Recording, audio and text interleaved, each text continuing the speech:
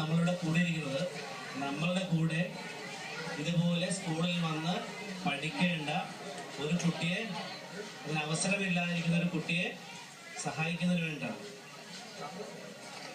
നമുക്ക് ഇപ്പോൾ സ്കൂളിലേക്ക് വരാൻ നടന്നു വരാൻ പറ്റും അല്ലേ? എല്ലാ കുട്ടികൾക്കും നടന്നു വരാൻ പറ്റും. എല്ലാം എഴുതുന്നത് കാണാൻ പറ്റും, എല്ലാം എഴുതുന്നത് കൈകൊണ്ട് എഴുതാൻ പറ്റും, എല്ലാ കാര്യങ്ങളും നമുക്ക് സ്വയം ചെയ്യാൻ പറ്റും, അങ്ങനെയല്ലേ? പക്ഷെ ചില കുട്ടികൾ, നമ്മുടെ കൂട്ടത്തിലുള്ള ചില കുട്ടികൾക്ക് ഇങ്ങനെ കുട്ടികൾ ജനിക്കുന്നുണ്ട്. നമ്മളുടെ മാത്രമല്ല, കേരളത്തിലോ ചേർത്തലോ മാത്രമല്ല, ലോകത്തെല്ലായിടവും ഇങ്ങനെയുള്ള കുട്ടികൾ ജനിക്കുന്നുണ്ട്.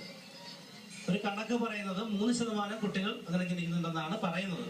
എനിക്ക് കൃത്യമായിട്ട് അല്ലേ? ചില കുട്ടികളൊക്കെ നമ്മൾ കളിയാക്കും. ചില കുട്ടികളോട് വളരെ സ്നേഹത്തോടെ പെരുമാറണം, അവരോട് കാരുണ്യപൂർവ്വം പെരുമാറണം. നിങ്ങൾ അത്തരം കുട്ടികളോട്, അധ്യാപകരായാലും രക്ഷകർത്താക്കളായാലും മറ്റാരായാലും, അവരോട് സഹതാപമൊന്നും കാണിക്കണ്ട, പക്ഷെ കാരുണ്യത്തോടെ പെരുമാറണം. അവരെ രക്ഷകർത്താക്കളെല്ലാം സ്നേഹത്തോടെയാണ് പെരുമാറുന്നത്. പക്ഷേ ചില രക്ഷകർത്താക്കളെങ്കിലും ഇത്തരം കുട്ടികളെ രക്ഷകർത്താക്കൾ പോലും അവഗണിക്കുന്ന അവസ്ഥയുണ്ട്. രക്ഷകർത്താക്കളെങ്കിലും ചിലരെങ്കിലും ഉണ്ട്, എനിക്കറിയാം നേരിട്ട്. അപ്പൊ അങ്ങനെയൊന്നും ഉണ്ടാവരുത്. നമ്മൾ ദൈവവിശ്വാസികളെ സംബന്ധിച്ചിടത്തോളം എല്ലാം ദൈവം തരുന്നു എന്നാണ് നമ്മളെല്ലാം വിശ്വസിക്കുന്നത്. അവർ മനസ്സിലാക്കണം. അമ്പലത്തിൽ പോയി പ്രാർത്ഥിക്കുമ്പോൾ പലപ്പോഴും നമ്മൾ രക്ഷകർത്താക്കളും സമൂഹത്തിലുള്ള മറ്റ് എല്ലാവരും ചെയ്യേണ്ടതും ഇതുപോലെ സഹായം ആവശ്യമുള്ള ഇങ്ങനെ ഒരു കുട്ടിയെ നമ്മളൊരു വളരെ വലിയൊരു ഉപകാരമാണ് ആ മാന്യദേഹം ചെയ്യുന്നത്. 50,000 രൂപയാണ് സൂസന്ന എന്ന കുട്ടിക്ക്. അവരിന് ഒരു അമ്പലങ്ങളിൽ പോകണമെന്നില്ല, ഒരു സാമൂഹിക സേവനം, സ്നേഹം എന്ന് പുണ്യസ്ഥലങ്ങളിൽ പ്രാർത്ഥിച്ചു, നിങ്ങൾക്കൊന്നും കിട്ടില്ല. മറിച്ച് ഇത്തരം ഒരു പ്രവൃത്തി ചെയ്താൽ അതാണ് കാണേണ്ടത്. അവര് 50,000 രൂപ നൽകുന്നുണ്ട്. അതിനെ രക്ഷണ വിചാരിച്ചല്ലെങ്കിൽ പോലും ഒരു ബുദ്ധിമുട്ട് പറയുന്നത്, ആ ഒരു ബുദ്ധിമുട്ട് പരിഹരിക്കാനാണ് ഇത്തരത്തിലൊരു സംവിധാനം ഏർപ്പെടുത്തിയിട്ടുള്ളത്. അതിൽ 10,000 രൂപ ഇപ്പൊ കൊടുക്കും അല്ലേ?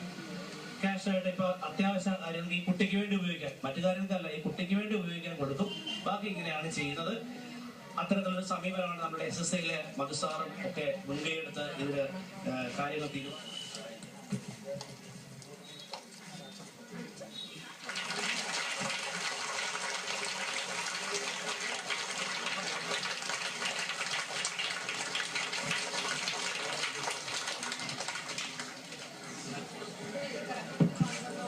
തുടർന്ന് ഇതിനൊരു നന്ദി പ്രകാശിപ്പിക്കുന്നതിനും വേണ്ടി ആ കുട്ടിയുടെ രക്ഷിതാക്കൾ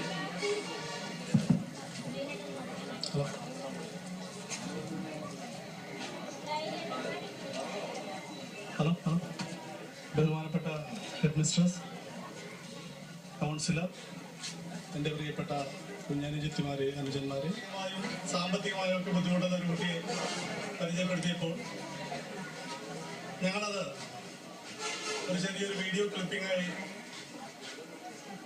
അമേരിക്കയിലുള്ള ഇന്ത്യൻ വർക്കേഴ്സ് കോൺഗ്രസിന് അയച്ചു കൊടുത്തു.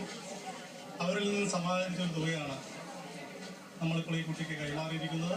ആവശ്യത്തെ അനുഭവിക്കുന്നവരെ സഹായിക്കുവാൻ ഈ കുരുന്നു മനസ്സുകൾ പ്രാപ്തമാകട്ടെ എന്ന് പ്രാർത്ഥിച്ചുകൊണ്ട് ഈ സ്കൂൾ അംഗണം ഇതിനുവേണ്ടി ഒരുക്കി തന്ന ഇവിടുത്തെ പ്രധാന അധ്യാപകയ്ക്കും മറ്റ് അധ്യാപകർക്കും BRCയുടെ ഓഫീസർമാർക്കും സേവ് ലൈഫ് യൂണിയൻ്റെ പേരിൽ നന്ദി രേഖപ്പെടുത്തിക്കൊള്ളുന്നു. നന്ദി, നമസ്കാരം. പ്രകാശിപ്പിക്കുന്നതിന് വേണ്ടി ഈ സ്കൂളിലെ സ്റ്റാഫ് സെക്രട്ടറി അർത്തുങ്കൽ സ്കൂളിൽ പഠിക്കുന്ന സൂസൻ എന്ന വിദ്യാർത്ഥിനിക്ക് നൽകിക്കൊണ്ട് നമ്മുടെ ഈ സ്കൂളും അതുപോലെ ചേർത്തല BRCയും ജീവകാരുണ്യ പ്രവർത്തനത്തിന് മാതൃകയായിരിക്കുകയാണ്. ഈ തരുണത്തില് ഈ പ്രവർത്തനത്തിന് നേതൃത്വം കൊടുത്ത എല്ലാ വ്യക്തികളും നന്ദിയുടെ പൂച്ചെണ്ടുകൾക്ക് അർഹരാണ്. ഞാൻ വിളിക്കും സ്കൂളിലെ സ്റ്റാഫ് സെക്രട്ടറി